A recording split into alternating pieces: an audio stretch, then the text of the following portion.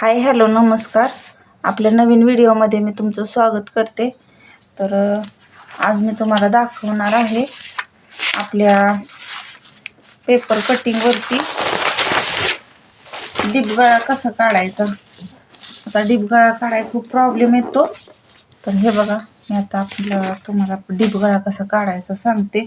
काही लोकांना म्हणजे काही टेलर लोकांना डिबगळा कसा काढायचा माहीत नसतं आणि जास्त तो डीप होऊन जातो आणि मग काय प्रॉब्लेम येतो, ब्लाऊज असे फिसकटून जातात. मोठे असे गळे पाठीमागनं खूप असं डीप दिसून जातं.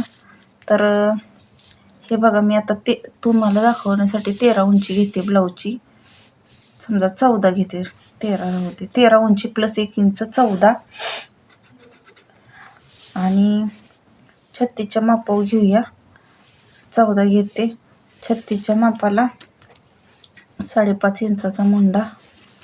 6चा पण टाकू शकतो, पण 36च्या पुढं मी 6 टाकते, ह्याला 5.5 टाकते. तर ही झाली आपली मुंडा रेष, ही झाली ब्लाऊजची उंची. मग ह्या अशा 2 रेषा आखून घ्यायच्या सरळ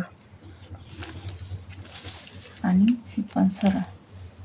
आता डिबगळा आहे, मग आपल्याला शोल्डर कसं घेतो आपण, अर्धा शोल्डर प्लस अर्धा इंच. समजा 10 शोल्डर आहे आपलं, तर अर्धा 5 आणि प्लस तर अर्धा इंच प्लस करतो. तर तसं नाही घ्यायचं. काय करायचं, 5 शोल्डर घ्यायचं, अर्धा इंच कमी ठेवायचं आणि 5 शोल्डर घ्यायचं. 3 इंच म्हणजे 2.5 इंचाची शोल्डर पट्टी आणि ही शोल्डर पट्टीसाठी प्लस अर्धा इंच. इथं किती राहते गळा रुंदी, फक्त 2च इंच राहणार. तसंच आता इथं पण सेम तसंच, इथं आणि इथं. आता हे सेम रेषा ओढून घ्यायच्या. वरचं जे अंतर टाकलंय तेच मी खाली अंतर टाकले. आता काय करायचं, आपल्या गळ्याची उंची बघायची. कुणाची 10 असती, कुणाची 11 असती. तर आता 10.5चा गळा असला तर आपण 11 उंची घेतो, अर्धा इंच जास्त घेतो.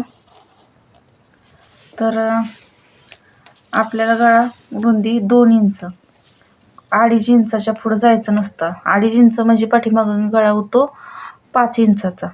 पण तुम्हाला डीप गळा पाहिजे आणि त्याला नॉड पण नाही पाहिजे, असे गळे काय असतात. तर त्यावेळी काय करायचं, 2.25चा गळा टाकायचा. कुठं टाकायचा तो, ही आपली 11 इंचाची पट्टी. तर खालून तुम्ही 3 इंचावर इथं घ्यायचं 2.25चं माप. 2.25चं माप घेतलं आणि मग हा गळा असा, हा वरती 2च आहे ना, ही 2 शोल्डर. मग इथून आपला सरळ आणि जिथं माप घेतलंय तिथं गळा असा वाढवून घ्यायचा सेपनुसार. जसा तुमचा काय सेप असेल तो असा गळा हा वाढवून घ्यायचा. हे बघा, मी इथं गळा वाढवलेला आहे. इथं वाढवलाय का, नाही, इथंच वाढवलाय गळा. तर असा गळा तुम्ही वाढवून घ्यायचा आणि हा मग डीप गळा निघतो. ह्याला नॉडची बिलकुल गरज लागत नाही. खालून 3 इंच अंतर टाका आणि जो सेप आहे तो देऊन टाका. 1 नंबर गळा. आणि फक्त त्याला 1.5 इंच म्हणजे हे 2.25 म्हणजे हे 2.5 आणि 2.5 5 इंचाचा गळा झाला आणि प्लस हा अर्धा इंच वाढवला आपला, तर 6 इंचाचा गळा झाला. म्हणजे तो डीप गळा 6 इंचाचा झाला आपला. तर शिवण्यात थोडासा जातो आणि एकदम मस्त परफेक्ट माप बसतं. इथून पण उतरत नाही आणि इथं पण गळा डीप दिसतो आणि एकदम नॉड लागत नाही, काही नाही आणि अजिबात इथं गुढी वगैरे येणार नाही इथं ब्लाऊजला. इथं जे आपला ही मुंडा जातो ना, इथं बिलकुल आपल्याला गोळबिळ येत नाही आणि असा एकदम परफेक्ट गळा बसून जातो. तर अशा प्रकारे ह्या गळ्याचं माप आहे. तर नक्की तुम्ही तुमच्या पण ब्लाऊजच्या कटिंगमध्ये ही ट्रिक यूज करा आणि मला सांगा की कसा व्हिडिओ झाला आहे आणि कसा तुमचा ब्लाऊज बसतो आहे. तर चला, आजच्यासाठी एवढंच. बाय सर्वांना.